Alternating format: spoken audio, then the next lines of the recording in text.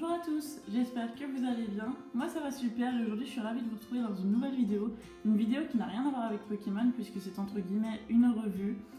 Dernièrement je vous ai présenté dans une vidéo d'ouverture de cartes à l'imprévu deux mangas. Donc dans l'idée un seul, mais je vous ai présenté les deux premiers tomes. Il s'agissait de Doubt, une série que je ne connaissais pas du tout et j'avais pris les deux premiers tomes pour la découvrir.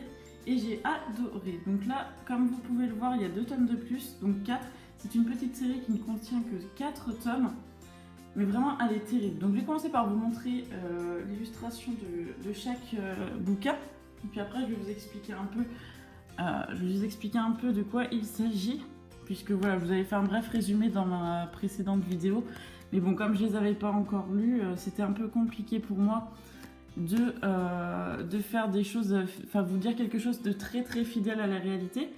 Bon, par chance, ce que je vous ai raconté, c'était pas des conneries, mais j'ai des choses un peu plus précises à vous dire, sans vous raconter l'histoire, bien sûr. Hein, le but, c'est pas de vous spoil. Si vous êtes intéressé, pourquoi pas de lire ce manga. Donc voilà, vraiment, je l'ai adoré. Donc c'est un thriller psychologique. Donc j'entends par là, voilà, qui fait travailler l'esprit, qui demande à réfléchir. Sur des choses en fait qui peuvent paraître réelles. Et donc voilà, j'ai lu ces 4 bouquins.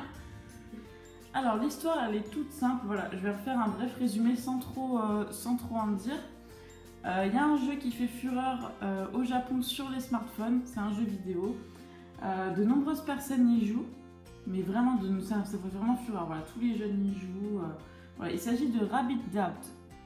Donc en français, si je peux vous traduire un peu, le doute des lapins, la suspicion des lapins, enfin vous voyez un peu l'idée. Et un beau jour, il y a un groupe de jeunes qui jouent souvent à ce jeu et qui jouent très souvent en partie ensemble car c'est un jeu multijoueur, qui décident de se rencontrer. Donc le jeu, je vais vous dire en quoi il consiste. Dans ce jeu, en fait, c'est en gros des mini-jeux et dans lequel chaque personnage incarne un lapin. Voilà, c'est un groupe de lapins qui doit en fait trouver la solution du jeu pour le terminer, en fait, la clé du jeu.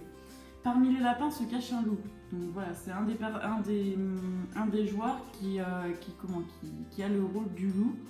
Et en fait, le loup, c'est la clé du jeu. Donc le but de tous les joueurs, c'est de débusquer le loup pour pouvoir terminer le jeu. Jusque-là, c'est assez simple, tout le monde comprend. Et donc un beau jour, il y a un groupe de jeunes qui jouent très souvent ensemble sur ce jeu, qui décident de se rencontrer, de sortir ensemble, de faire une activité ensemble. Et en fait, au cours de leur soirée, en fait, au cours de leur rencontre, ils se retrouvent tous drogués. Ils sont emmenés quelque part et ils se réveillent tous dans un entrepôt désaffecté. Voilà. Dans un entrepôt désaffecté. Et en fait, ils se rendent compte qu'il y a une partie de Rabbit Doubt qui a commencé, mais une partie réelle, en fait, dans la vie réelle.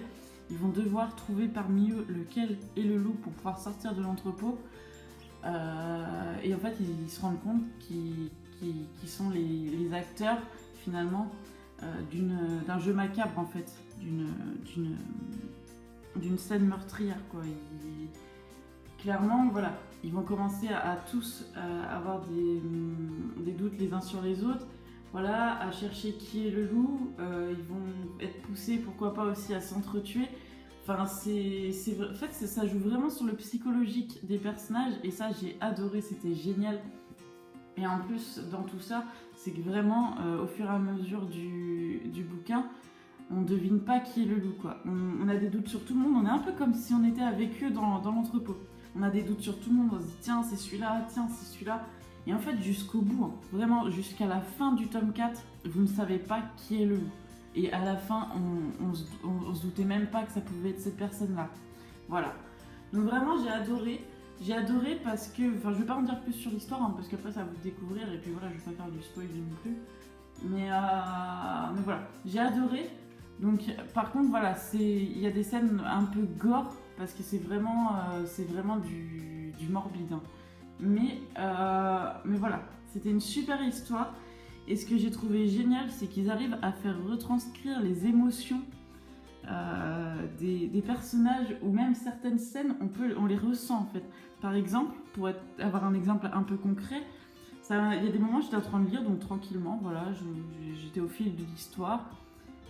Et d'un coup, je m'y attendais pas, je tombe sur une image, mais clairement, ça me glace le sang, quoi. Ça me surprend. Un peu comme quand vous regardez un film un peu à suspense, et que vous vous attendez pas à... Enfin, c'est calme en fait, et d'un coup, il y a une scène qui vous fait un peu peur, qui arrive à l'écran, et enfin une image à l'écran, et vous êtes tellement surpris que ça vous glace le sang. Ça vous donne un frisson. Et ben voilà, c'était pareil. Et j'ai trouvé ça génial, puisque au final, ça n'est que du dessin en noir et blanc.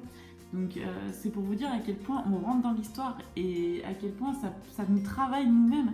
Puisque moi, j'ai été... Enfin après, c'est peut-être que moi, peut-être que ça vous fera pas ça du tout. Mais moi, vraiment, j'ai été transportée et j'ai ressenti en fait la peur des personnages par moments, en même temps que les personnages.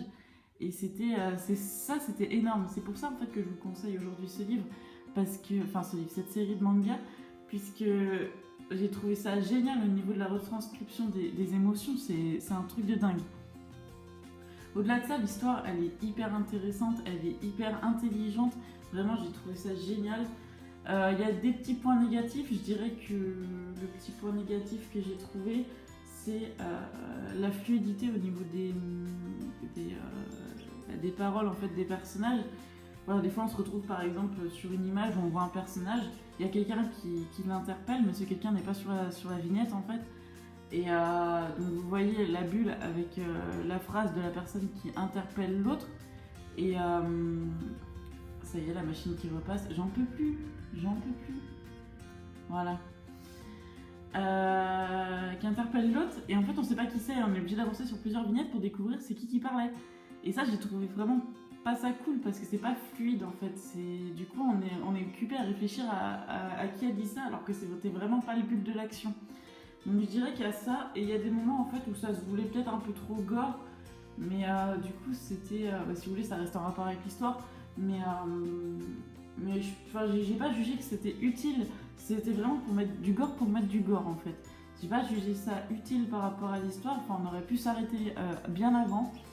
Et bon voilà, après c'est pas trash, hein, c'est pas dégueulasse hein, ce que je vous présente là comme manga, mais il y a des moments effectivement où c'est sanglant, où c'est... Bon après ça reste des dessins qui sont propres, hein. Il y a pas de...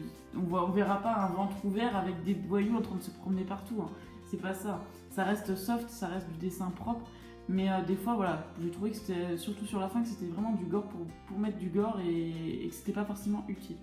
Mais au-delà de ça, franchement j'ai adoré, c'est pour ça que je vous fais cette petite revue aujourd'hui, revue entre guillemets, je sais pas si on peut appeler ça comme ça. Mais voilà, je vous le conseille vraiment. Donc n'hésitez pas à me dire dans les commentaires si ce genre de vidéo vous a plu, si cette histoire vous fait envie, pourquoi pas. On peut partager, si vous avez aussi d'autres mangas, pourquoi pas, ça m'intéresserait. Si vous avez des mangas un peu dans ce type, un peu les thrillers, un peu les trucs où il faut réfléchir, des trucs un peu qui jouent un peu sur le mental, si vous en avez à me conseiller, parce que là je cherche du coup une autre série à commencer, si vous en avez à me conseiller un peu dans ce style, ça m'intéresserait vraiment. Voilà, donc voilà, n'hésitez pas à me le dire dans les commentaires. Dites-moi aussi si ce type de vidéo vous a plu, si vous voudriez en voir d'autres, pourquoi pas. Moi ça me fait vraiment plaisir de partager avec vous les choses que j'aime, en fait, les choses que j'ai aimé lire ou faire. Et voilà, likez la vidéo, abonnez-vous, partagez sur les réseaux sociaux si ça vous chante. Moi je vous dis à très bientôt, je vous fais plein de bisous, bye bye.